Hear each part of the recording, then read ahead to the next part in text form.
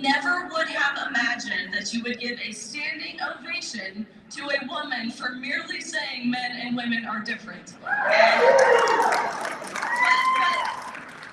But nonetheless, here we are.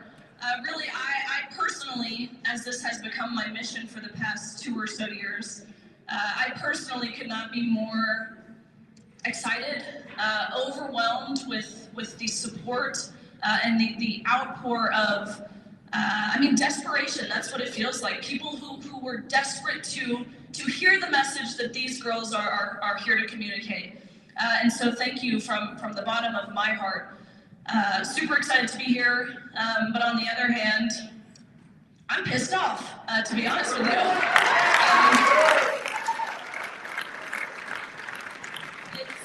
It's pretty frustrating that we have to be here, that you guys had to take time out of your Saturday morning to be here, again, to listen to a message that you all already know. The people who are advocating for this, that they already know too. But again, here we are. This is the second time now that I have been able to stand in unity, really with a full team, like we're going to see today. We saw this at Reno College with their swim team there. So shout out to those girls for being so brave.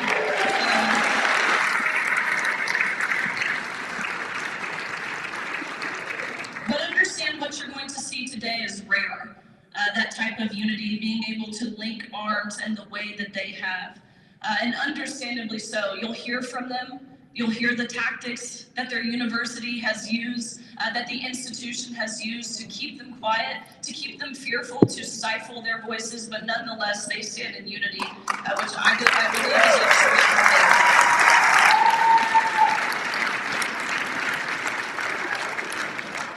true. Of course, it seems most of you are here in support. Regardless of if you're here in support or not. And this, I think, this next message is directed pretty specifically to the media. Listen to these girls. Leave your bias, leave your prejudice, leave any sort of preconceived notion at the door. Listen to their raw emotion, their hearts that they're going to pour out to you. It's oftentimes that people like me, people like Sam Brown, it's oftentimes who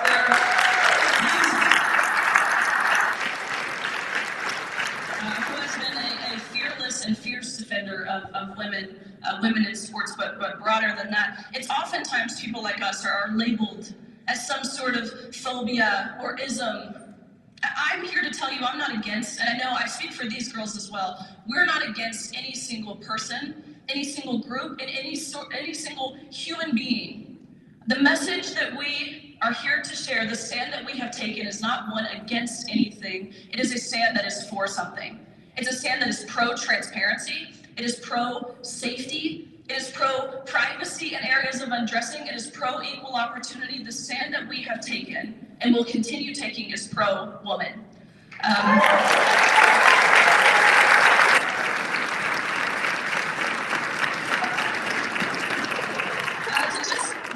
Very, very brief background on me. I was a collegiate swimmer. I swam at University of Kentucky. In my senior year, we had to compete against Leah Thomas, who's of course formerly Will Thomas, who swam 3 years at the men's team at University of Pennsylvania before deciding to switch to the women's team, where at best, in his rightful category, he was mediocre. That's probably generous. He was a less than average male swimmer competing with the men. Ranking in the 400s and 500s nationally, to then switching to the women's side, ultimately winning a national title, tying with me in the 200 freestyle at that NCAA championships. I don't say that because this is about me. My I guess, personal experience has been well documented at this point, but I say that to say the story is virtually the same in every single scenario across the country as this continues to happen at an exponential rate. It's the same in the sense of course, the unfair competition. It's the same in the sense of the violation, the lack of transparency, the tactics, again, that they use to keep us quiet, the gaslighting, the emotional blackmail, the cowardice of leaders who claim to defend women, who claim to defend their student athletes. And I know that's the case here. These leaders sit idly by and do nothing. Not only actually do they do nothing, they celebrate what's happening to these girls. So before I invite them up here, I want to make a public challenge, actually, to the president of the NCAA, Charlie Baker, who has remained, weak-kneed and spineless and morally bankrupt on the topic of allowing men to compete in women's sports.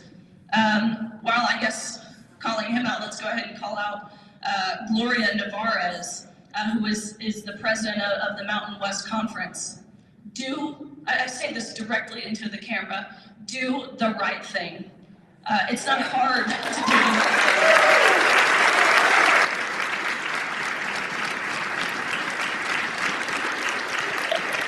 Stop treating girls and women as an afterthought.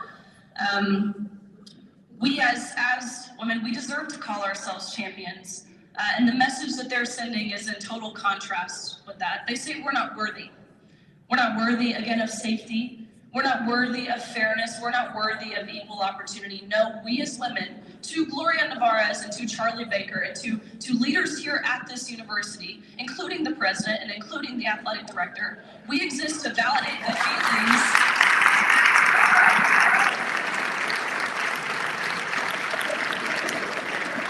the message that they're sending is that we as women, these girls in particular, exist to validate the feelings and the identity of a man at the expense of our own.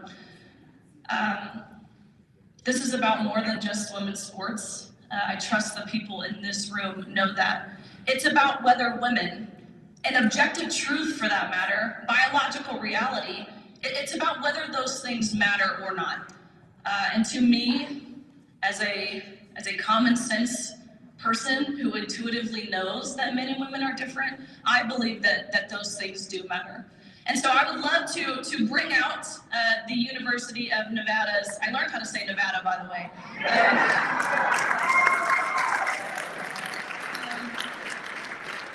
I want to bring out the University of Nevada women's volleyball team.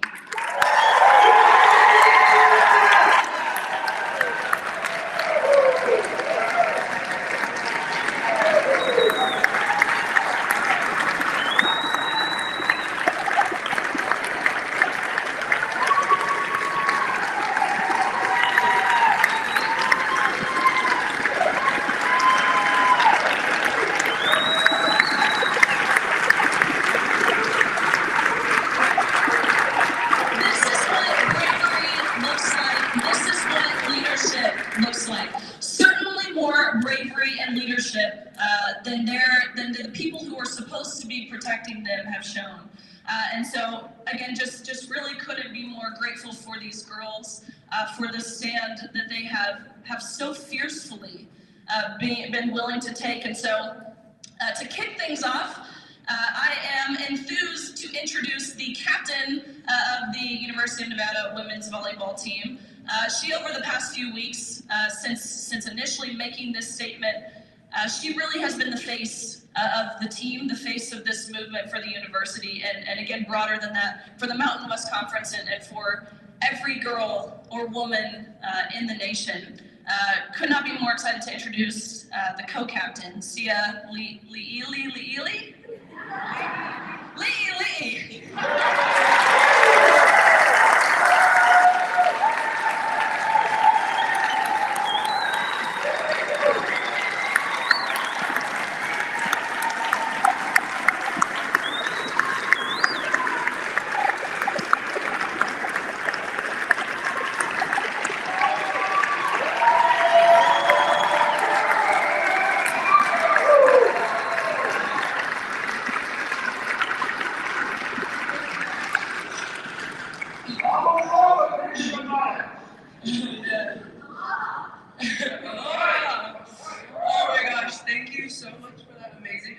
Riley, and thank you so much for that. It just makes everything so much more worthwhile for all we've been working for. If you didn't already know, my name is Sia Lee, and I'm a captain as well as senior on the University of Nevada Reno women's volleyball team. I have played sports my entire life. I come from a big Polynesian family from Oahu, Hawaii. My older siblings all played sports, and my dad's actually a football coach, so I've been around competitive sports all my life. And that's why I'm so passionate, and I love sports so much. Growing up, I played many sports, but as I grew older, I fell in love with volleyball, and it became my dream to become a Division I volleyball player. A dream that I am thankful has become a reality. My first volleyball game was at the age of 8, and now at 21 years old, I see that my collegiate journey is coming to a close. This is my senior year, my final year to practice, compete, and play with my teammates who have become my best friends. Volleyball is more than just a sport for me. It's a part of who I am. My dedication and passion for volleyball has given me the opportunity to pursue an education that my parents could never afford. Volleyball has taught me many life lessons that shaped me into the woman who stands before you today. I never expected to be blindsided, having to compete against a male athlete. When the news broke, I was stunned, as many of my teammates were. This is not what we signed up for. At the beginning of this season, brave women across our conference were meeting with their coaches and school administration, telling them that they would not play against San Jose State. Their schools released vague messages of forfeit without directly addressing the injustice that we're all facing in women's volleyball. Just hours before our team was scheduled to play our in-state rival at UNLV, we learned that our university had made a decision for us. They released a statement on our behalf saying we were going to play. We were not consulted, we were not given a voice, and we did not agree. And beyond this battle to defend our sports and our free treatment, fair treatment, it hurt to know our university was taking a position that could potentially hurt us. My teammates and I were very emotional, and I'm not sure I can put into words what it feels like to dread what you have to face like this and know that we're all on our own. Our rights and our voices were taken away. We felt unsafe and dismissed. We did not come to school expecting to have to fight for basic fairness. The Mountain West Conference is failing us. The NCAA is failing us, and we realized we had to go out on our own. We met with our school officials to give them our team's new statement, but they wouldn't even hear it. We were told that we weren't educated enough, and we didn't understand the science. We were told that we should reconsider our position. Well, we can reconsider it, all right.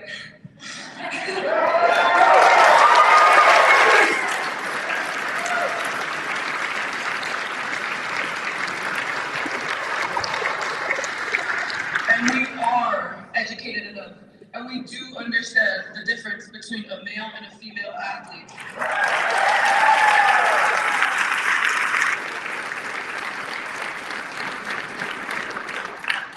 So my question to the NCAA and the Mountain West Conference is, how many young women will have to be beaten or see their friends beaten out for an opportunity from a male before enough is enough? Men do not belong in women's sports. If you were born a male, you do not belong in women's sports. This has never been about one individual athlete. This is about safety and fair competition for all women's sports, as well as the athletes who are pursuing sports at any level. It is my wish for women to have fair competition, to have their voices heard, and to be protected by Title IX, the NCAA, the schools and clubs they compete for. I will continue to fight for my friends, my family, and the next generation of female athletes. All female athletes deserve to be protected at every level and every age. This is unfair and it has to be stopped.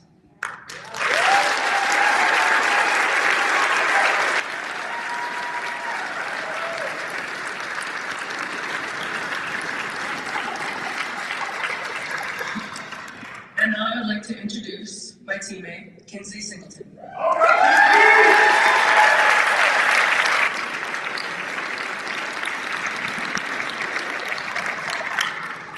Hi everyone, my name is Kinsley Singleton and I'm a freshman on the University of Nevada women's volleyball team. I started volleyball at a very young age and I fell in love with it from the second I started. Volleyball is more than a sport to me and I hope every young girl in this audience gets to experience what I have from the sport. Volleyball is a part of who I am and always will be. When I committed to Nevada, I was overwhelmed with excitement. It was and still is my dream to play collegiate volleyball. I never thought when I achieved my dream of playing in college, I would have to confront a male competing in my sport. He is is built differently than us. He's stronger. It is okay to say that.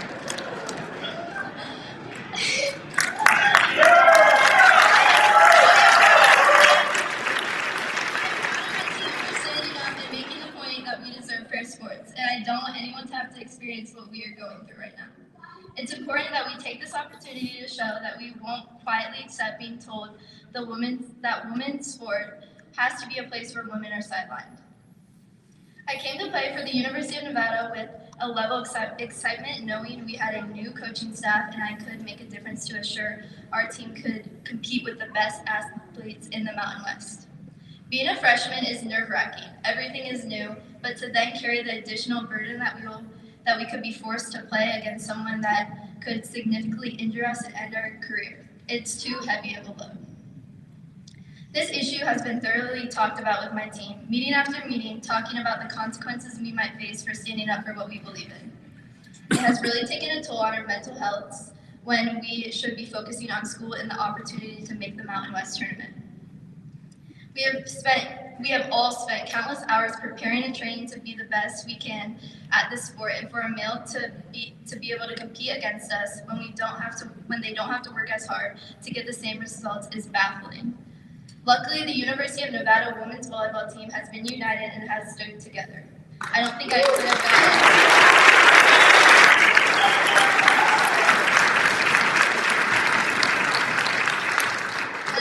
have gotten through this without this support. Today, what I really want to say to all the young girls out there, you shouldn't have to have your achievements, your records, your successes diluted by having to play against or with a male player.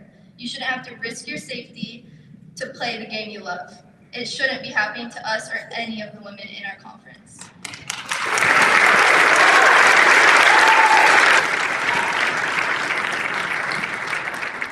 To every young girl and young woman, we, the University of Nevada women's volleyball team, and countless people across the country are standing up for you today. Join us. Women deserve better.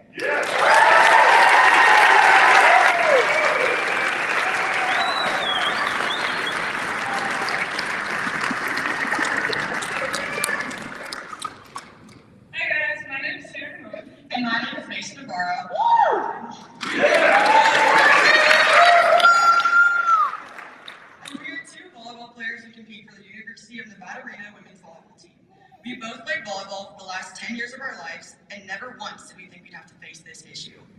We both moved away from Reno for our first year of college, playing at different schools, and we struggled being away our first year, which was extremely hard, so we decided to enter the transfer portal. We were beyond excited to find out that we had been recruited to come back home and play for our hometown school together. Volleyball has been a huge part of our friendship and lives, considering we spent 9 out of the last 10 years playing together. It has brought us many great memories that we will continue to cherish, and we are hopeful to create more while we finish our careers here at the University of Nevada, Reno. We were excited and hopeful until we were told that we would have to compete against a male athlete participating on the San Jose State University women's volleyball team. This has completely shocked us. We should not have to be here advocating for women today. There are people who make sports rules and who lead the NCAA and Mountain West Conference, and they should never have let this happen, and they should find their own courage to speak up when something is obviously wrong. It should not be this difficult to stand up for women. However, we will now take this opportunity to speak up as a team, as some who have been told to stay quiet.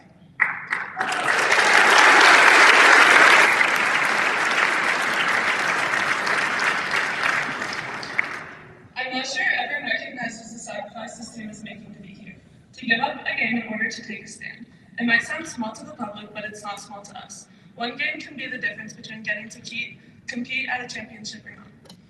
It can mean our whole season and a lifetime of work. We are here on this team because we love our sport. We sacrifice for our opportunities. We want to compete at our conference championships. We want to win. We want to play. But sports are not meant to teach us silence and conformity while we are being hurt. Sports are not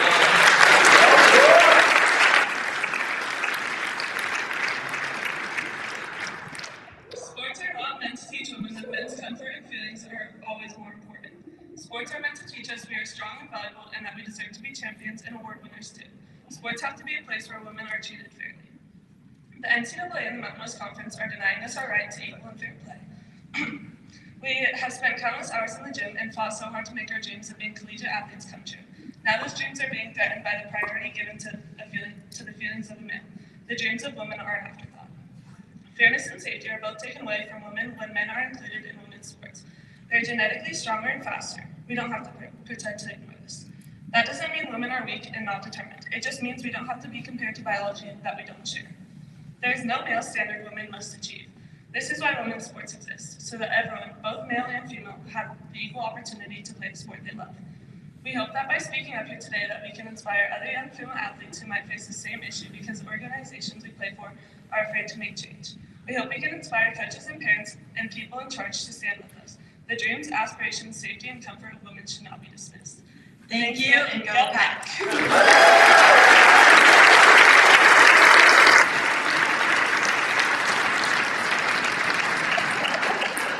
And I will now be introducing my teammate, Kendra Tussle.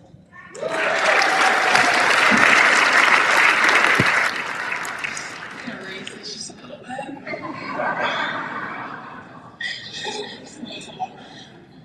Hello everyone, my name is McKenna Dressel. I'm a junior middle blocker at the University of Nevada. I've been playing volleyball for the last 14 years and it's always been my dream to be a college athlete. I started my college career at a junior college and worked my way up to play for the University of Nevada. I was so excited to continue my career at the next level. Volleyball has given me long-lasting friendships and skills that I will use for the rest of my life. I've loved volleyball with everything in me until it was challenged by the issue of men playing in women's sports. The shock of having to play against a biological male gave me pause. Why are me and my teammates being exposed to increased risk of injury? Why are our games being unfairly impacted by a male athlete who desires to play in our category? Why are my Title IX rights being ignored? So much time and emotional energy has been spent in meetings in the midst of keeping up with the strains of academic, travel, and training. Our season has been filled with turmoil and headache. We have all been directly affected by the distractions of having to stand up for our rights that were established over 50 years ago. Everyone knows there is a huge biological difference between men and women. We also know that women deserve to be treated fairly and have equal opportunity rights to sports. Our rights and to fair competition were fought for hard. This is about women. From developmental leagues to elite international platforms of the Olympics, it should be only women versus women.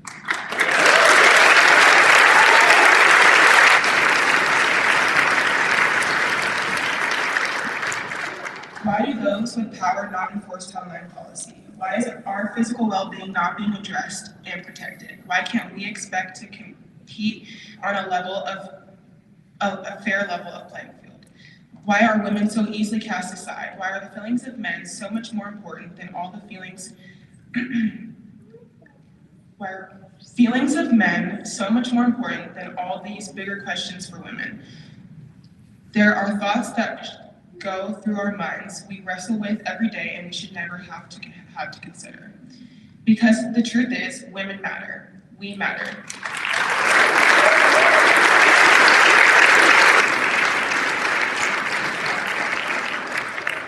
We deserve to be treated fairly, and we deserve safe sports. We deserve schools and sports authorities that will ensure this. Trailblazing female athletes paid the price so that we can enjoy fair competition. For the little girls and teen girls that I coach now, I'm standing in solidarity with female athletes everywhere to fight for the protection of women's sports. I'm now calling upon the leaders of our school and conference, the leaders of the NCAA and sports governing bodies, politicians, parents, and players, do the right thing. Ensure that every girl at every level of sports has a fair and safe chance to compete. Make the change today.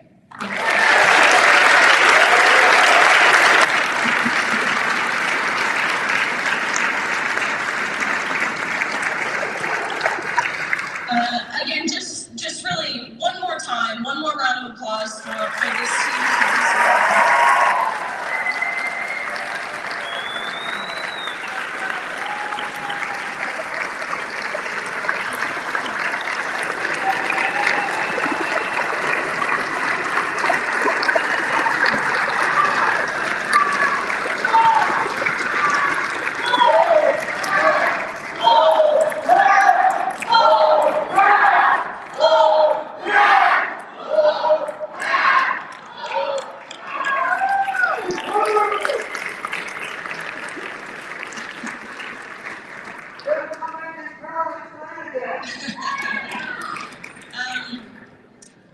As you heard, as probably many of you in this room know, being former athletes, being parents of athletes, some of you athletes yourselves, forfeiting and accepting a loss like they have done, as you heard from Sierra and Mason, it can be detrimental to the rest of your season, really, especially in terms of conference play. But what is so amazing about these girls, they said, we know we're going to take a loss, but it's a loss we are willing to take because there are some things that matter more than victory. And those things include our safety, the integrity of sport, and the future of young girls like those who sit here in this room. And speaking of the safety piece in particular, this is often something I think I forget about because in my sport of swimming, which is again where my personal experience lies, we're not necessarily throwing elbows or anything like that. So I didn't have to worry about collision or throwing something at one another or anything like that, but these girls do. And we've seen this particular male athlete, but not limited to, that's for sure, give career-ending injuries and concussions to female athletes. What about, we saw it at University of Delaware recently, we saw it at the University of Iowa, we saw it at Air Force. I mean, these girls don't even, if you go back and watch the clips, they don't even have time to put their hands up. There's no reaction time that could have prevented them from getting the ball slammed in their faces. Or talk to Peyton McNabb, a high school senior at the time from the state of North Carolina, playing against a man in the sport of volleyball on the opposing team, which might I add, a men's volleyball net is 7.5 inches higher than a women's volleyball net. It's almost as if we used to acknowledge biological differences.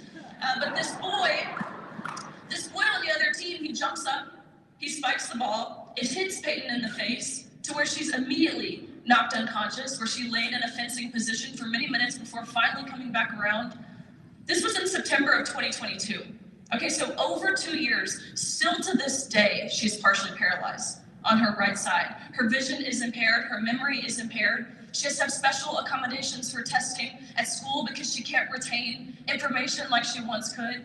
She had dreams to go off to college and play softball, actually, but guess what?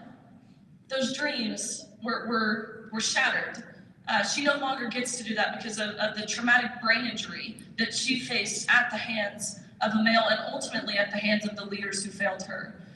So again, kudos to these girls for being willing to call that out. We've seen this, of course, over recent weeks at the collegiate level, what we're here to talk about, but understand it's not, again, limited to the collegiate level. This is happening at every level. I'm talking from elementary school through professional athletics, this is happening. I'm gonna call up someone to the stage who is from right here, your own backyard.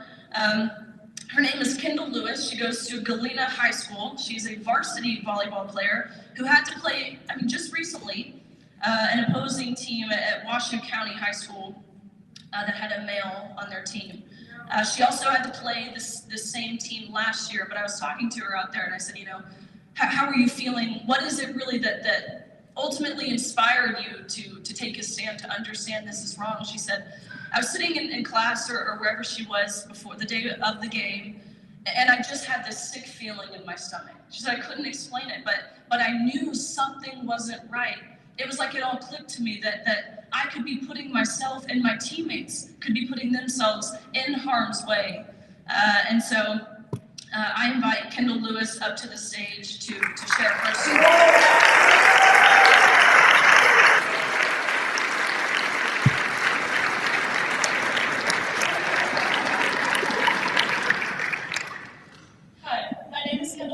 I'm 17 and I am currently a junior in high school here in Washington County.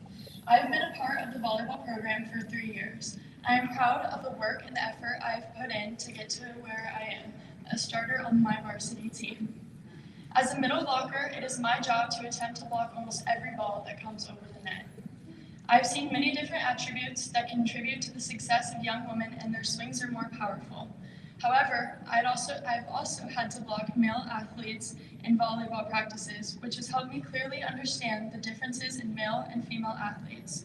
Men's swings are significantly stronger, Their serves are more powerful and and it can be hard to swing around the big block that they put up, and for this reason, it makes it dangerous for female athletes to play a male athlete. I now know what this feels like in competition because I experienced it firsthand this past week. When I first discovered I would be blocking and hitting against a male athlete in a game, fear ran through my body. I felt discouraged and overshadowed by someone I'd never met. He was allowed to rob girls of their chance to play, and people were afraid to tell him no. I knew in that moment I would have to push myself to extremes beyond the norm to compete. Even mentally, I'm ashamed that the school district and athletic programs are putting women's athletic careers on the line so they can say they are for a false version of equality where men obviously have the upper hand. This is unacceptable for men to be in a women's sports as it creates unnecessary danger and takes away fairness and opportunity for females trying to compete at each level of their sports. I am lucky enough to stand here today and speak up and fight for women's rights in sports and for future generations of girls. Together, we can bring women's athletics back to the females. Thank you.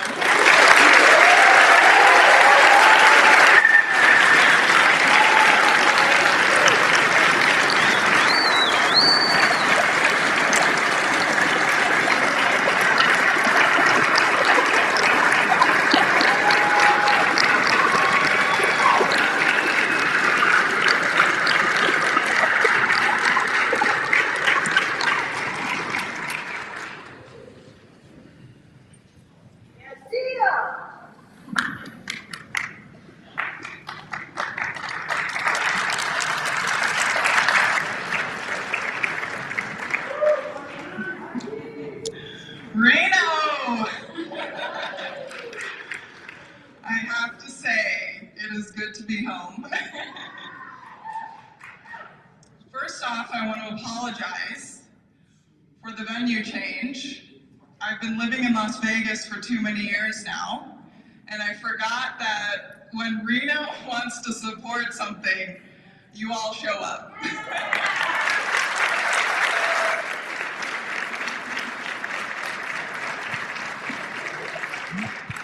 My name is Marcia Smith, and I'm a proud Reno High School graduate.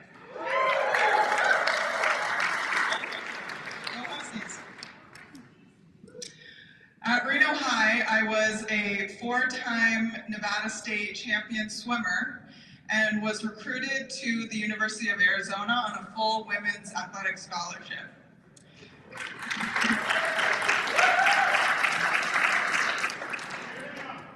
Bear down. At Arizona, I was able to accomplish a lifelong dream to win a Pac-10 and NCAA championship title in the 100 backstroke.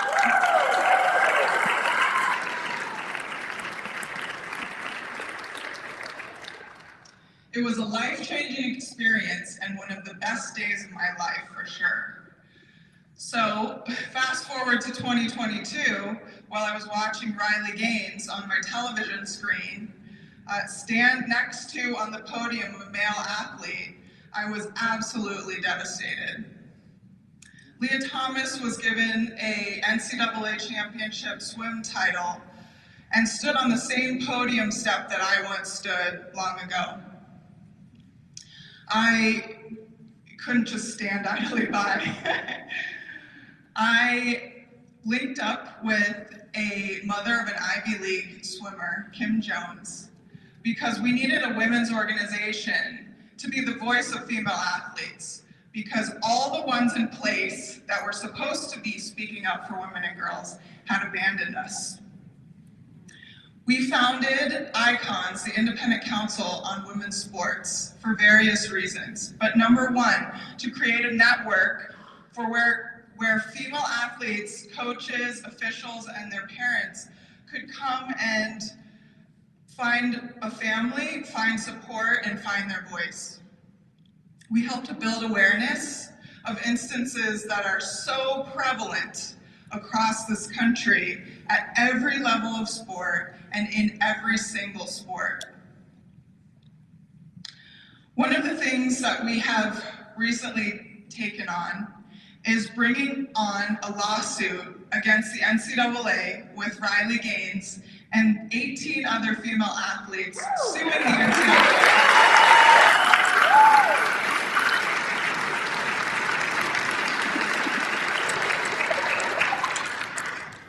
Their discriminatory policies has left a path of destruction in collegiate women's sports for years and will continue if they are not forced to do the right thing. Some of you may have heard of an athlete named Brooke Slessor.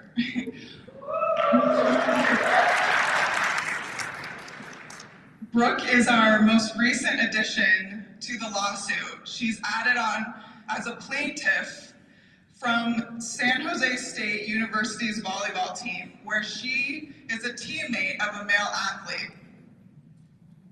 She bravely stood up against her teammate, against her university, her coaches, in order to speak freely her voice and stand up for women in volleyball. And since that day, we have seen 4 conference teams forfeit matches against San Jose State.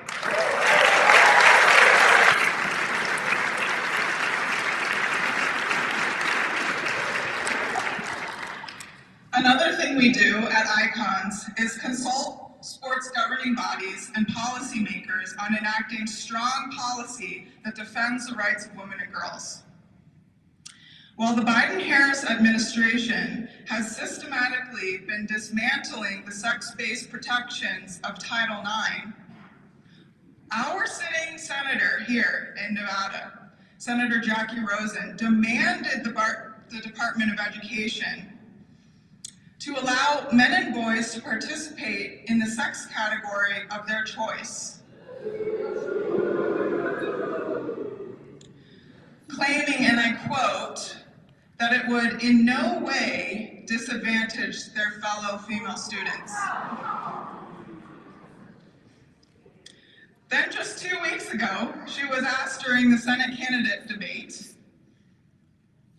if men should be allowed to compete in women's sports, and answered that she trusts the governing leagues and policymakers to decide whether men can compete in women's sports. So let's hear what policymakers are saying about this situation now. Just last week, the Mountain West Commissioner, Gloria Navarez, told the Associated Press, who is here today with us, "I don't know a lot of the language yet, or the science, or the understanding nationally of how this issue plays out." This is halfway through the season after several teams have already forfeited. The University of Nevada president, Brian Sandoval,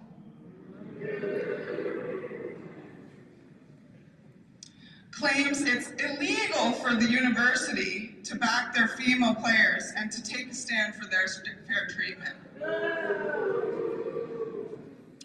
Our leaders, our policymakers, are failing our girls.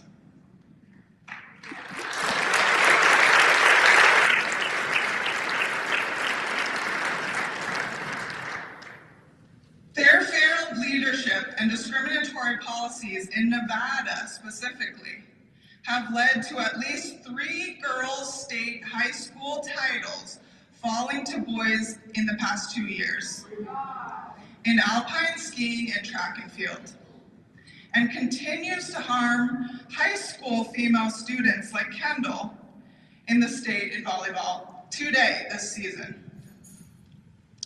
Legislators, athletic directors, commissioners, presidents, if you have any principles at all, and you think that it is against the law for you to protect and defend women, then you need to stand up and change the law.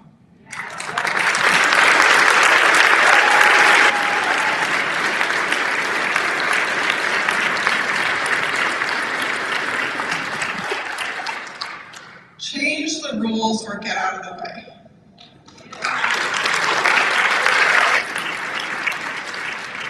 It illegal in the United States of America to speak up and demand respect, fair treatment, and equal opportunities for our female athletes.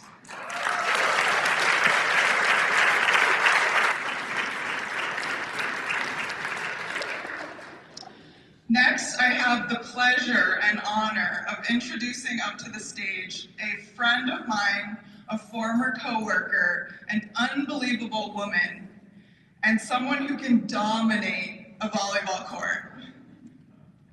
Jen Huckey is a Nevada Gatorade Player of the Year.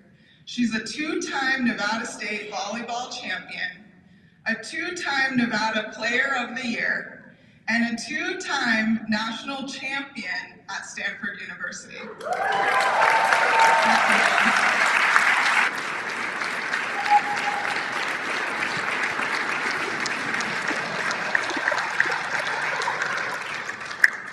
Thank you everyone very much. I only have a couple of minutes. I've got a lot to say, so I better not go off script. I first want to thank Marcy for inviting me and everyone who put this together. It's a tremendous honor to be in front of you and seeing how many people have come out today. Like millions of women across the country, I've been watching what's going on at UNR and other universities. I want to take this opportunity to let you all know what an inspiration you've been. As a former athlete, I cannot imagine what it's been like for you all. My biggest concern in college was studying for tests, going to practice, and wondering what they were serving at training table for dinner that night. You are all faced with a decision that no woman should have to deal with, and you've handled it with dignity and grace. Growing up in a small farming community to two hardworking teachers and farmers, my dream of attending an elite university seemed out of reach. But early on, I was determined I was going to use my athletic ability and work hard and get a scholarship. When my dream school, Stanford University, said they had 2 scholarships available for my class, you can imagine the overwhelming joy and gratitude I had when I found out I was a recipient of one of those scholarships. I worked my whole life for this opportunity. Never went to a dance, a prom, a school function for that matter. I was determined to get good grades and become the best volleyball player in the country. I can't imagine if I was told that my scholarship would be given to a male athlete. My dreams would have been shattered in an instant, which sadly has become reality for many girls today. While at Stanford, we often trained with male athletes, challenging and preparing us for upcoming matches.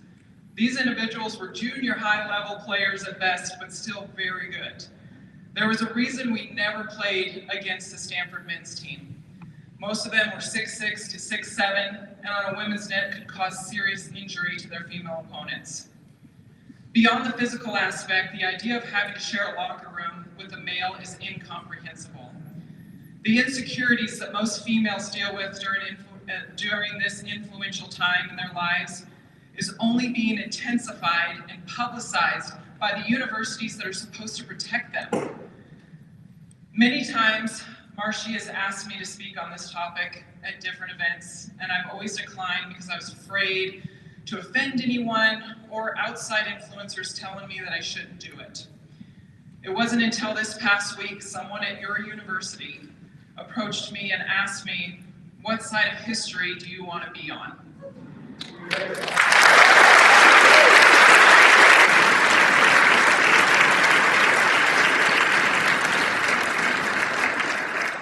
And that shook me to the core and really jolted me because college athletics gave so much to me on and off the court, and I want to make sure to preserve that for all women for years to come.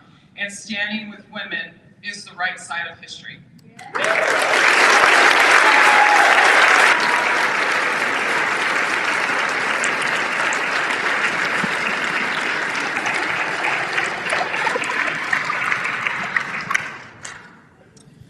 Now I have the distinct honor and pleasure of introducing Nevada's Lieutenant Governor, Anthony Stavros.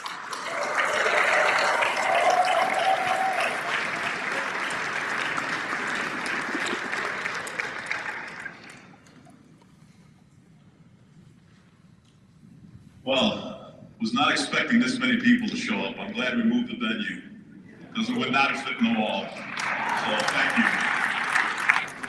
Again, my name is Stavros Anthony. I'm honored to be your Nevada Lieutenant Governor. And a couple of weeks ago, I was watching a movie that just came out. And it was about a young lady named Gertrude Ederle. I don't know if anybody heard of her. She was a young girl that grew up in the 1920s. And she was starting to become a very good swimmer. And she wanted to compete. And the men at the time said, women do not compete, period. Only men compete in sports. And she basically said, screw this. She started competing. She started pushing the issue. She ended up being the first woman to swim the English Channel, beat the record for men. She ended up winning Olympic medals, becoming national champions, and she changed female sports forever. And so that tells you that women have been fighting for over 100 years to make sure that they are on the same playing field when it comes to female athletes. And you know, up to a couple of years ago, things were actually okay. Men were playing men, women were playing women. Women's sports was actually getting very, very exciting. A lot more athletes in many different sports, and loved watching it on TV. But things are not okay today. They're not okay. For some reason, and I don't know how this all started, maybe Riley knows how it actually came to be, but now today, men want to play in women's sports. It's tragic. It's absolutely tragic. It's not safe. It's not fair, and it's not right. Women are getting hurt by men in women's sports.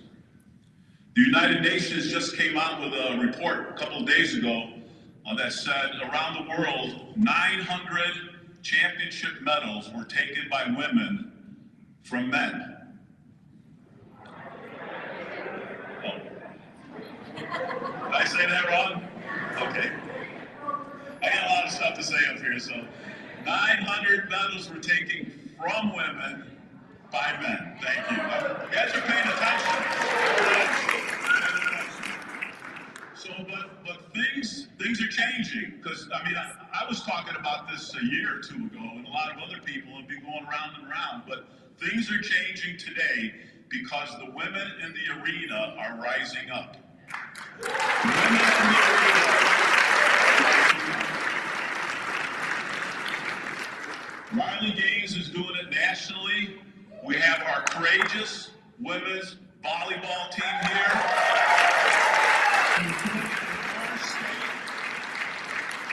I tell you, I see more and more female athletes saying, I'm not taking this anymore. I'm not taking playing against men. And I want you to know, really, my message today for you is, you are not alone. I'm with you. Look at all the people here that are with you. Absolutely. I guarantee you that hundreds of thousands in Nevada are with you, and millions across the country are with you.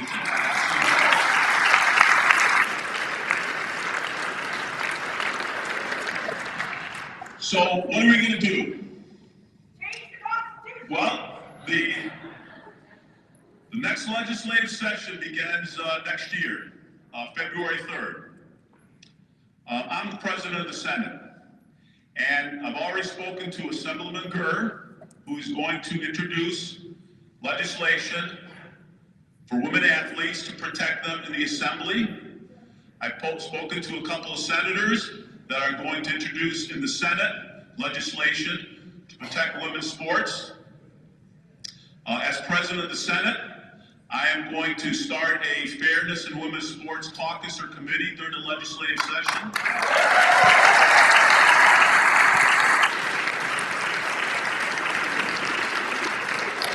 Because we need to beat this like a drum every single day. And that's what we're going to do next year during the legislative session and get something passed. And I know there are other state legislators here. There are local officials here. I don't want to name names because I'll forget somebody. Hopefully we have Sam Brown as a future senator here.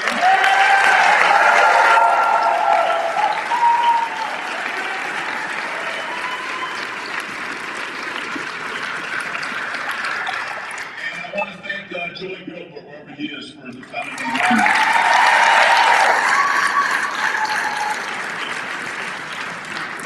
So, as far as I'm concerned, as Nevada's Lieutenant Governor, I'm done talking, and it's time to start doing something. And we're going to do that.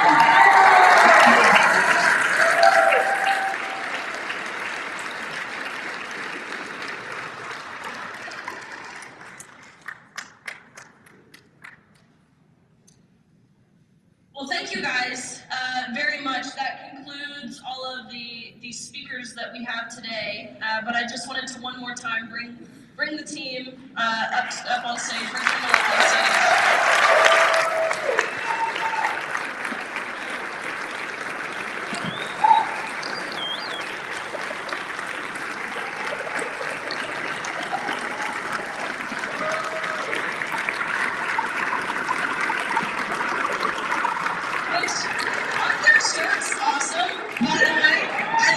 Shirts. I'll tell you, I initially, clearly, 2 years ago, when the idea was presented to me, why don't you just step down, Riley? Why don't you not compete? I didn't think that was the answer at the time. I thought, why should I have to do that? I'm the one who's trained hard to be here. I don't think I should have to make that sacrifice. But let me tell you, of course, I've had my eyes just entirely open. The mask has been taken off. I understand now. It wasn't just about me in that moment. That's what these girls realized much sooner, much quicker than I did. It is the answer. I can't even believe that we have to say that. I'm the biggest proponent for girls playing in sports because, of course, I got to reap the benefits of what this looks like. It taught me how to be a leader. It taught me how to set goals and work to achieve those goals. It taught me how to be resilient, and no person, regardless of any identity factor, even people who identify as trans, we're not saying that there's not a place for these people to compete. Of course there is, but compete in the category that is safe, number one, and fair, number two, and that is the category that aligns with your sex.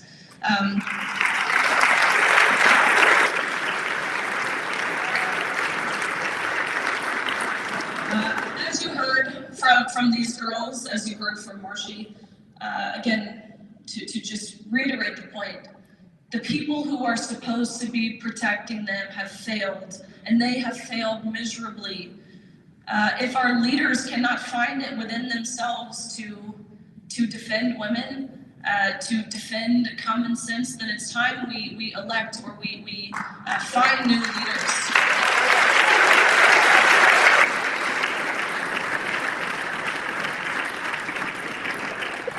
And those are leaders like Stavros Anthony. Those are leaders like Sam Brown. Those are leaders like Donald Trump.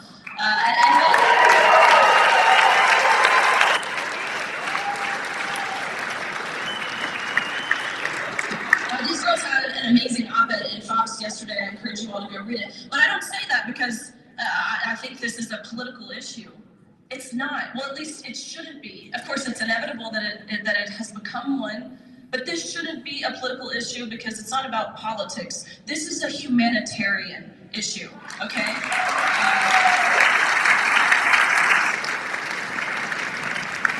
But unfortunately, it seemingly has become that. We've seen it in the State House here.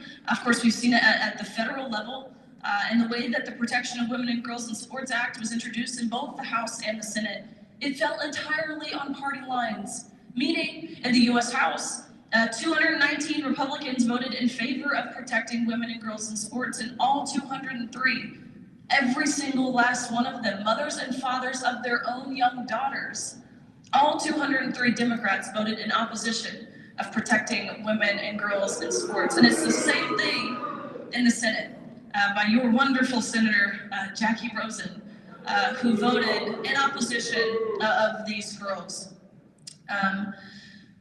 Raise your hand if you are in this room, if you are under, let's say, 12 years old, and you know that boys and girls are different.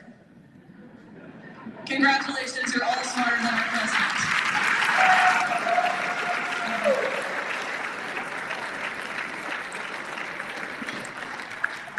To really put a bow on it, when Brian Sandoval, when he says this is the compassionate thing, ask these girls. Is it compassionate to ask a young girl to undress in front of a grown, fully intact man in the locker room? That's not what compassion is. And when Stephanie Rimpey, the athletic director here, when she says that this is what being inclusive is that really what inclusion is? Asking these girls to smile and step aside and allow a man onto her court? No, that's not inclusion, that's exclusion. And it's exclusive to the very female athletes.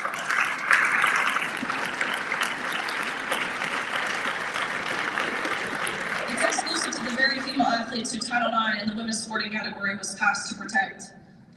And when the AP, when the Associated Press tells us that we need to learn how to be kind, this is what kindness is. It's not kind to lie to anyone, and that is what our leaders are doing. They are lying, they're denying objective truth, biological reality, a truth we have never struggled to understand. In the nearly 250 years we've been established as a country, and certainly much longer than that, that truth being man and woman. The sheer essence of humanity. Hate to break it to every single person in this room, never mind the AP reporter who's going to write the story today, you're all here for man and woman, and we are being asked to deny that. That's as if we're being asked to deny that the sky is blue. Or better yet, don't even deny that it's blue, say that it's purple, or else. That is the point that we have reached in society. Again, couldn't be more proud of these girls. I know they're not on the court today, but understand, you guys are still on a team. You are still fighting for a common goal.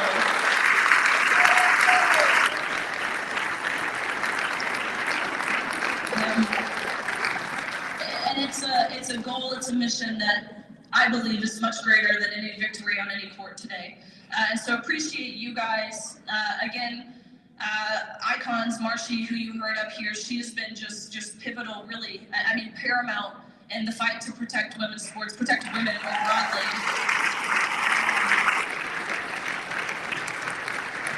As you heard, we are suing the NCAA in the rounds of failing at their most basic duties, ensuring privacy in areas of undressing, ensuring safety, ensuring equal opportunity. And so we're hoping, I'm actually incredibly optimistic that we will be victorious in that battle as well.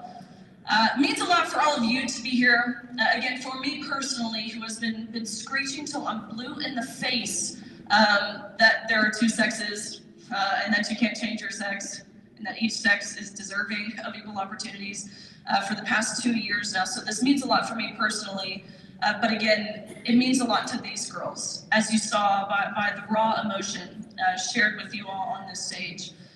Continue coming to their games if you can, support these girls.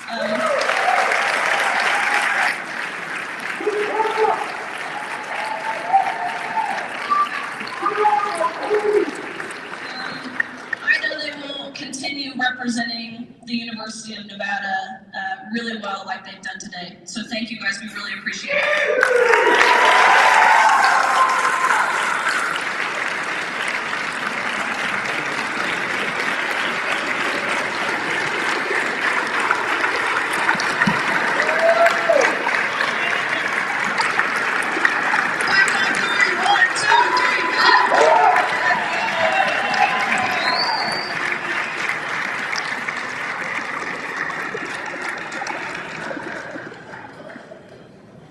Very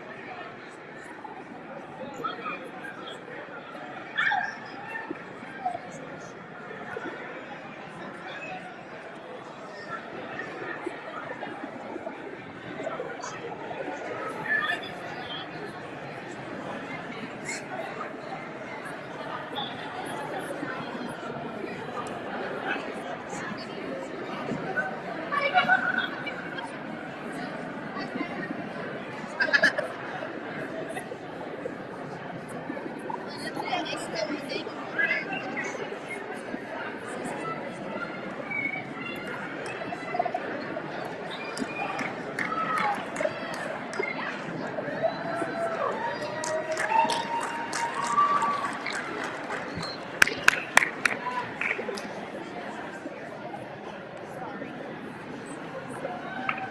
only one way to get this far. They don't want to lose the